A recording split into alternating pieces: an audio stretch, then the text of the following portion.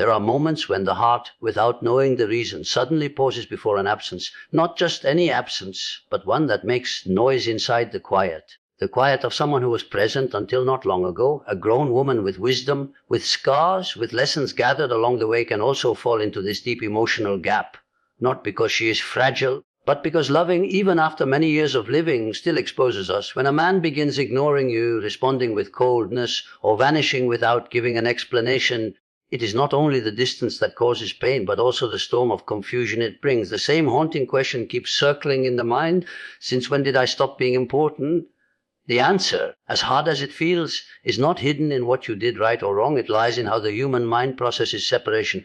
When someone pulls away, the limbic system interprets this break in contact as danger and immediately reawakens old wounds. Memories of abandonment, rejection, being left out. These are very old bruises of the soul that, even after years of healing or clear understanding, can still be touched and reopened. That is why the urge to run after the one leaving is not weakness, but a survival reaction. Yet this instinct, which might serve well in a relationship of balance and love, becomes damaging when silence is deliberately or even unconsciously used as a tool of control. This is where many women stumble. They think their value is measured by how much they fight to hold on to someone. But in truth, each unanswered message, each excuse invented to defend his lack of attention weakens the bond instead of strengthening it.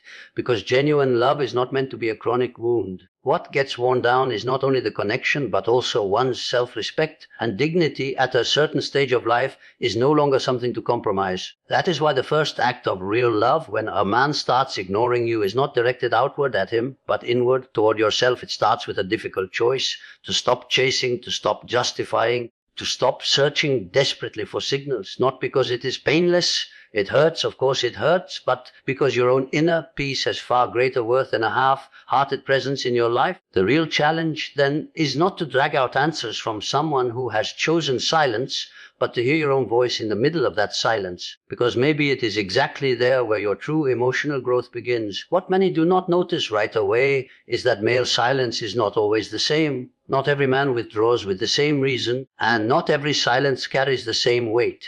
For a woman seasoned with experience with previous relationships, with scars that have taught her to recognize the difference between authentic love and pure dependency, this distinction is not only helpful but necessary. Reacting to every silence as though it means the same thing is one of the fastest roads toward emotional exhaustion. In reality, there are at least 3 common types of silence that repeat themselves again and again in adult relationships. The first kind is the testing silence. This is the most usual form, and it often comes with contradiction. He retreats, but he does not completely vanish. He ignores your texts, but still watches your stories. He does not call, yet he suddenly shows up online.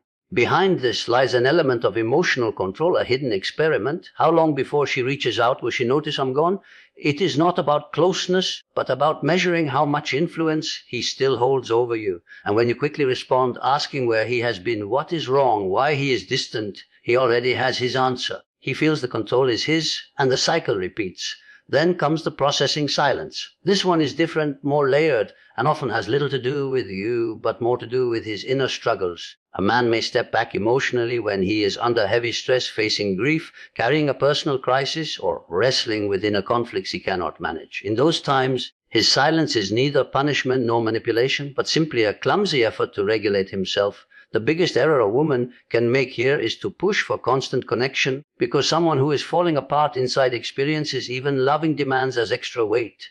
The key is to observe closely. Has he also pulled back from his friends? Has he stopped sharing with everyone, not just with you? Has he cut off social spaces completely? If so, his silence may not be rejection, but survival, and then there is the hardest one to bear: rejection silence. In this case, the truth is already in front of you. He answers coldly, avoids meetings, shows no real interest, but still does not fully cut you off. Why? Because he does not want a relationship, but he wants to keep the door half open in case he chooses to come back. You become a backup plan, a possibility.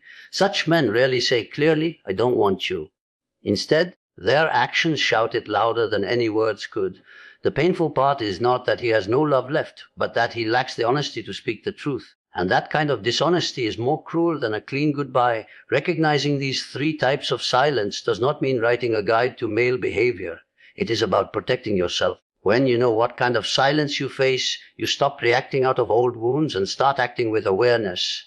This is where one essential method comes in, the emotional mirror. This is not revenge. It is not pretending not to care. It is simply about respecting your own energy, about not pouring more than you receive, about not begging where there is emptiness. The logic is simple, though never easy. If he takes hours to reply, you do not need to rush an answer. If he cancels plans without reason, you do not stay at home punishing yourself, but you go on with your life. If he turns cold, you do not run to heat the fire back up, because real love is not begged, not saved like an accident victim. It grows naturally, or it doesn't grow at all. If you must push for it, then it is not love. It is fear of being left searching for relief. Science shows us that emotional balance calms the body. When we feel that what we give comes back to us, the nervous system relaxes, the body eases. But when the scale tips, when one keeps giving while receiving little, the body reacts with alarm. Anxiety rises, cortisol flows, sleep is broken. What began as a small disappointment turns into constant stress. And this is no longer love, it becomes erosion. Using the mirror does not mean becoming cold or shutting down. It means quietly showing, I know my value and I will not accept less than what I deserve. It means you too can step back, but with dignity. Because when a man sees that his absence does not bring panic, but order and clarity, the entire dynamic shifts. His manipulation loses its power and emotional control returns to your own hands. It is vital to remember this is not a game. It is not about pretending indifference to force a reaction. It is about acting from truth inside, not from fear of losing him, but from a strong will not to lose yourself. When a woman stops chasing and instead reflects back, not only does the relationship transform, but her way of loving shifts too, and that changes everything. This inner strength becomes even clearer when the man eventually comes back, because men often return, not because they have truly realized deep feelings, but because they sense they no longer have control. Suddenly, no answer waits for them, no quick replies, no more endless patience. That breeds fear, not always fear of losing you as a partner, but fear of no longer being able to count on your availability. And that becomes the real test. Many women, when this happens, make the mistake of responding with joy, opening the door as if nothing ever happened. And in doing so, they hand back the balance they worked so hard to create. It is not about lacking love, but about not having solid boundaries. Real strength lies in keeping the energy you built during the silence. Not giving up your routine for his sudden return, not rearranging your whole life around him again. Instead, you gently but firmly show him that if things are to move forward, it must be under new terms. If nothing changes, there will only be another round of pain. From psychology, we know the mind reacts most strongly to unexpected rewards. If he leaves, returns, and you immediately give everything back, he learns that his behavior works. It only encourages the same cycle. But if he comes back and finds a woman grounded with limits, with calm stability, the situation changes completely. He can no longer take your love for granted. He must earn it again. That may challenge him, but it creates a new frame. Remember, someone coming back does not mean he has changed, but you may have changed. And that is where your strength truly lies, not in closing off from fear, but in opening wisely, because healthy love requires two people whole within themselves, not one who vanishes and reappears at will, and the other who forgives endlessly. True consistency is not stubbornness, but respect for your own growth. There are connections that do not end with shouting or clear farewells, but quietly wear you down over time. These are the on and off bonds where he disappears without warning, then returns with sweet words, where coldness turns suddenly into burning passion, where you live like on an emotional roller coaster, never sure when the next sudden drop will come. The most dangerous part is not the disappearing itself, but the small spark of hope every return awakens. Often it is not clear hostility behind such behavior, but simply that he has learned to keep control of relationships through uncertainty. His ego thrives on the idea that you remain even when he is absent, that he can leave without giving reasons and return without facing consequences. This is not true stability, but rather emotional dependence, not on the person himself, but on the intensity created by this unstable pattern. Neuroscience describes this as intermittent reinforcement. It is the same principle on which gambling functions. When the reward, a call, a message, a small gesture arrives unpredictably, the brain releases more dopamine than it would if it came in a regular way. And so you remain in constant alertness. Every unexpected text feels like a relief, and every silence feels like a threat. The result is that you become attached to someone who is never fully present. At this point, many women begin to question themselves. Am I overreacting? Am I too emotional? Or maybe he is simply uncertain about what he wants. The truth is you are not exaggerating. You are reacting in a natural way to behavior that unsettles your emotional balance. The real danger is that the more you try to make sense of his logic, the more you drift away from your own truth. Such patterns cannot be broken with greater patience or endless devotion, but only with a firm choice to step out of the cycle. The so-called nuclear option is not a burst of anger, but an act of self-preservation. It means blocking, cutting off communication, and stopping the search for indirect signs. It is not punishment, but the reclaiming of your inner calm. It is a message directed to yourself: I deserve more than absence disguised as care. Because each time you allow someone to return without consequence, you invite chaos back into your life. And then one day, after living enough life, giving enough love, and enduring enough hurt, there comes a moment when you refuse to exchange your inner calm for mere fragments of affection. One of the most valuable lessons of adulthood is this: dignity does not always need loud declarations. Sometimes it speaks in silence, in not replying, in not insisting, in letting go. Because clinging is not always strength. Sometimes it is a hidden form of self-abandonment. A time arrives when a woman realizes that fighting for love is not the same as losing herself in the process. The most common mistake is believing it shows strength to remain endlessly available, to wait with patience, to remain open in the hope that the other person will finally understand your worth. But the reality is someone who sees you as guaranteed will eventually stop noticing you. Not because you are without value, but because endless availability blinds the other emotionally. Constant presence becomes unseen, and no one longs for what they believe they will never lose. From a psychological perspective, constant contact with unstable connections creates continuous emotional strain. You are always waiting for the next message, the next absence, the next small sign. Your nervous system remains in a state of stress. Sleep becomes troubled, concentration weakens, and your sense of worth decreases because your body interprets this never-ending uncertainty as a threat. And threat is not love, threat is survival. That is why what may look like coldness or distance from the outside is often nothing more than advanced self-care. A woman who chooses not to respond to these patterns has not stopped caring. She has simply learned that her balance is non-negotiable, that her inner calm is her first responsibility, and that waiting for someone who cannot stay is nothing but the slow fading of her own self. In the end, what matters is not what the other person does or does not do. What matters is what you allow into your life. Because even if you cannot control another's actions, you always have the power to decide how you respond. And sometimes the most powerful reply is not words or explanations, but complete absence, not as revenge, but as the closure of a cycle. For there is a silence that feels like a cage, but there is also a silence that grants freedom. In the emotional journey of a mature woman, there comes a turning point. The moment when she stops asking, "What can I do so he will like me?" and instead asks, "What can I do so that I like myself?" This small shift changes everything,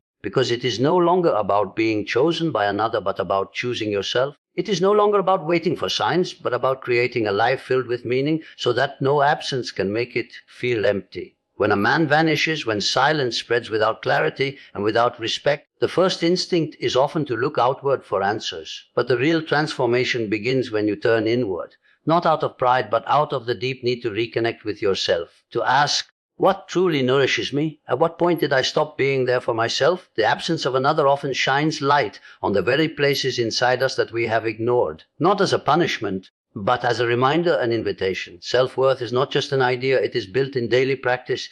It is visible in your choices, your routines, the way you speak to yourself. It is caring for your health because it matters to you, not because someone is watching. It is arranging your finances because you desire freedom, not to impress anyone. It is filling your time with people, places, and moments that give you strength, no matter who texts or who does not. From a psychological angle, we know this self-worth is not built only through affirmations or kind words, but by making sure your daily actions match your inner value. And this value does not depend on outside approval, but on how you see yourself. When a woman feels capable, respected, and loved not only by others, but most importantly by herself, she no longer needs constant validation. She can enjoy love, but she does not depend on it for her existence. And here something crucial takes place. The other begins to sense it, not as a threat, but as a wake-up call. Because when someone realizes you are no longer available out of need, but out of free will, the old balance of power breaks. The one who once felt secure in control suddenly notices he may have lost something precious. Not because you became distant, but because you found your way back to yourself. When a mature and self-aware woman rebuilds her emotional center, her entire view of love changes. She no longer chases intensity, but seeks depth. She is no longer blinded by promises, but instead studies actions. Her experiences, her scars, her lessons have shown her that love is not something to beg for or battle for. It is something that recognizes itself equally, carried by respect, and proven most in the hard moments. And in the contrast between what she once endured and what she now expects, many women discover an uneasy truth. Not every man is ready for mature love. Not because of cruelty, but because of emotional immaturity, fear, or old unhealed wounds. Many cannot sustain the kind of bond that requires honesty, boundaries, and steady presence. They are accustomed to connections that feed on idealization, games of closeness and distance, and a constant search for validation. And when they meet a woman who no longer plays those games, they often do not know how to handle it. But this does not mean you should accept less or close your heart. It means strengthening your ability to see clearly, to recognize the early signs of instability, and not to get lost in endless explanations, because love is not only a feeling, it is also awareness. When someone acts inconsistently, disappears, or offers selective silence, he is revealing more than his words ever will. The real question is whether you are willing to see what is truly in front of you instead of only what you hope to see. From the point of view of emotional intelligence, real strength in love does not come from controlling another person, but from knowing yourself enough to reject destructive patterns. To love does not mean to disappear within another person, but to give yourself fully to the truth. And sometimes this truth requires you to let go before you lose yourself, to step back before you justify, to protect your calm instead of clinging to illusions. In the end, the real test is not who stays when times are easy, but who remains when control is no longer theirs. That is the true foundation of love. There is a quiet strength that grows when you stop trading away your well-being. It is not bitterness, not revenge, not indifference. It is awareness of your own worth. Once this awareness awakens, you no longer search for excuses for coldness, nor explanations for neglect. You begin to live from another ground, from calm that does not seek permission, from clarity that does not chase attention, from maturity that knows not every silence requires a reply, and not every return deserves acceptance. Much is spoken about self-love, yet rarely with honesty about what it truly demands in depth: pain, doubt, letting go. Because choosing yourself does not always feel good in the beginning. Sometimes it feels even more painful to close a door than to keep holding on to hope. But when you do it out of respect for yourself, that closing is not truly a loss, but rather an act of self-dignity, a step toward inner healing and growth. And it is important to remind yourself of this again and again. You are not being arrogant when you choose to guard your peace. You are not playing childish games when you decide to stay silent towards someone who continuously ignores you. You are drawing a line. You are showing clearly that your life is not meant for half-hearted bonds, that your time, your energy, your love are not cheap tokens for trading, but a gift of conscious presence. Whoever wishes to be part of your life must be prepared to be fully present, not just sometimes, not only when it is convenient, but with the emotional maturity and responsibility that you truly deserve. This position does not make you cold or unkind. It makes you consistent. It does not drive away genuine love. Instead, it acts like a filter, because only the one who is truly ready to love with honesty will recognize the worth of a woman who chooses not from fear or neediness, but from freedom and clarity. A woman who no longer gets lost in another's silence because she has already learned how to hear and respect her own voice. It is not about trying to win some competition. It is about leaving the entire game behind. It is about walking away from a draining situation where you are endlessly waiting for a reply, because it is exactly in that moment of walking away, in that act of letting go of the need to control someone else, that you slowly take back the control of your own life. And in that reclaimed inner space, something new quietly begins to grow, something that depends not on him, but only on you. There is silence that cuts deeply, but there is also silence that heals. Silence that forces you to rebuild yourself from within, piece by piece. Because when someone ignores you, it does not only uncover his lack of interest or care. It also shows you your own boundary, the limit of what you are ready to endure. That is where real change starts. Not in struggling to change another person, but in asking yourself why you allowed so much room for certain painful versions of love over time. We all learn to survive heartbreak and disappointment by creating patterns, by making excuses, by minimizing the harm, by hoping things will turn around. And although those coping strategies may once have protected us, today they can blind us, they can take away our clarity and keep us stuck. That is why the most powerful and revolutionary step for a woman who has lived through many lessons is not to give more, not to fight harder, not to love endlessly in every direction, but simply to pause, to take a deep breath, to look truthfully at her situation, and to admit, this does not lift me up, this does not respect me, this does not nourish my soul, because real love cannot exist inside constant uncertainty. It cannot grow inside ongoing doubt. It cannot last when there is only endless waiting. True love, the kind that truly heals, the kind that carries and remains, is born only where there is presence, honesty, clarity, and mutual exchange.